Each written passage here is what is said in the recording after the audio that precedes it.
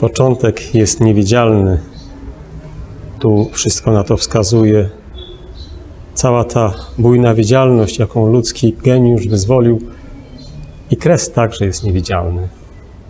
Choć tu spada na Twój wzrok wędrowcze wizja ostatecznego sądu. Jak uczynić widzialnym?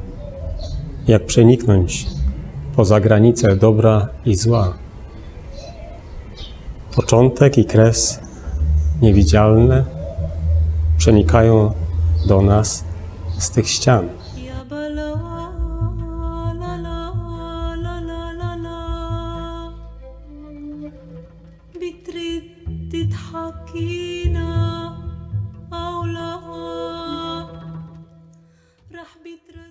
W poprzednim komentarzu przeoczyłem ten fragment poematu papieskiego i teraz chcę do niego wrócić.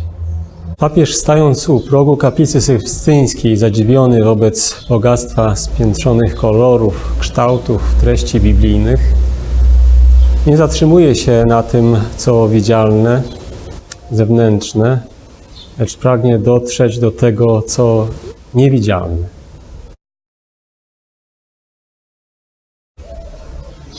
Możemy w tym uczyć się od niego, jak nie pozostawać na tym, co widzialne, lecz iść ku temu, co niewidzialne w naszej rzeczywistości, w świecie, który nas otacza. Papież mówi nam, że w kaplicy sykstyńskiej, w dziele genialnego artysty Michała Anioła, wszystko wskazuje na to, co niewidzialne. Wszystko wskazuje na początek historii rodzaju ludzkiego i na kres tej historii, którym jest Królestwo Niebieskie. I oczywiście wstępem do Królestwa Niebieskiego jest sąd ostateczny.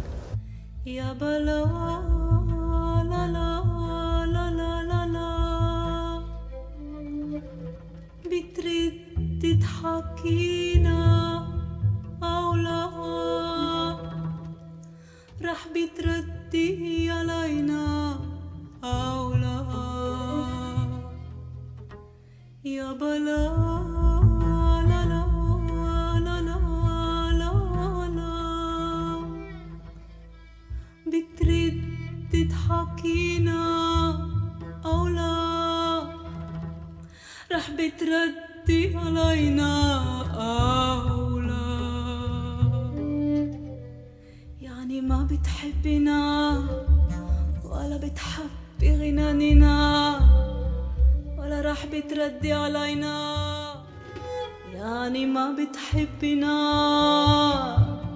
ولا بتحبي غناننا ولا رح بتردي علينا لا يابا لا لا لا لا لا لا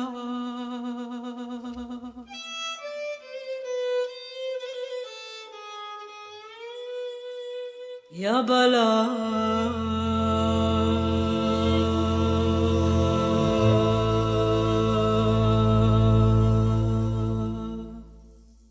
Jak widać, rozważania papieża, jego medytacje. Tu mamy właśnie modlitwę południową z sąsiedniego meczetu.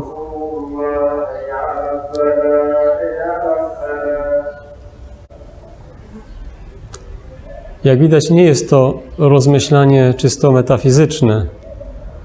Papież spogląda tutaj na historię rodzaju ludzkiego i wprowadza element etyczny. Mówi o dobru i złu. Chce wyjść poza granice dobra i zła. Mówi, że na początku w raju zło nie współistniało z dobrem. Podobnie będzie w Królestwie Niebieskim, u kresu ludzkiej historii. Zło nie będzie współistnieć z dobrem. I papież chce dotrzeć do tego, co niewidzialne, chce jakby zobaczyć własnymi oczyma tę szczęśliwą krainę, w której nie ma zła. To pragnienie dotarcia do źródła, dotarcia do szczęśliwego początku i kresu ludzkiej historii jest stałym motywem poematu papieskiego. Widzieliśmy to już na początku, kiedy wołał do potoku: strumieniu, leśny strumieniu, ukaż mi tajemnicę swego początku, daj mi dotrzeć do Twojego źródła. Strumieniu leśny, odsłoń mi tajemnicę swego początku. Strumieniu leśny, strumieniu, dlaczego milczysz? Jakże starannie ukryłeś tajemnicę Twego początku. Pozwól mi wargi umoczyć w źródlanej wodzie. Tak więc, stając u progu kaplicy sykstyńskiej, papież chce wejść w głębie naszej rzeczywistości, chce wyjść, przekroczyć to, co widzialne. Za chwilę w poemacie usłyszymy, że to jest właśnie istota sakramentu, uczynić widzialnym to, co niewidzialne.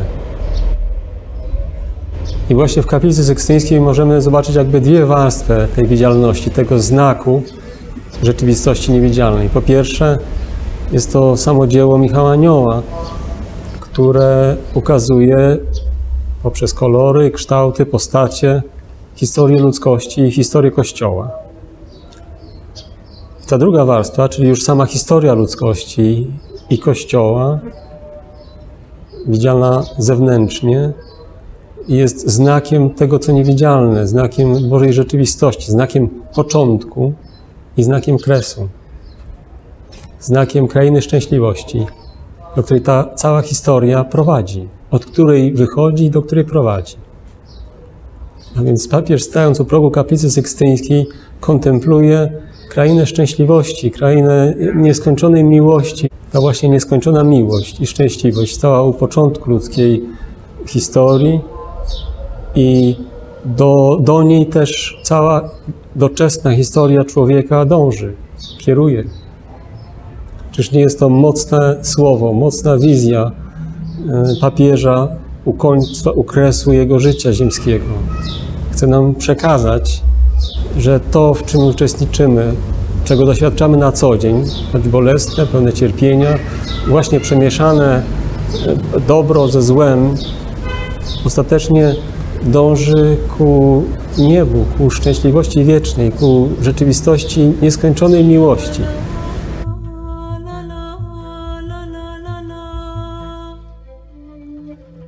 بترد تضحكينا أو لا رح بتردي علينا أو لا يا بلا لا لا لا لا لا لا بترد تضحكينا أو لا رح بتردي علينا أو لا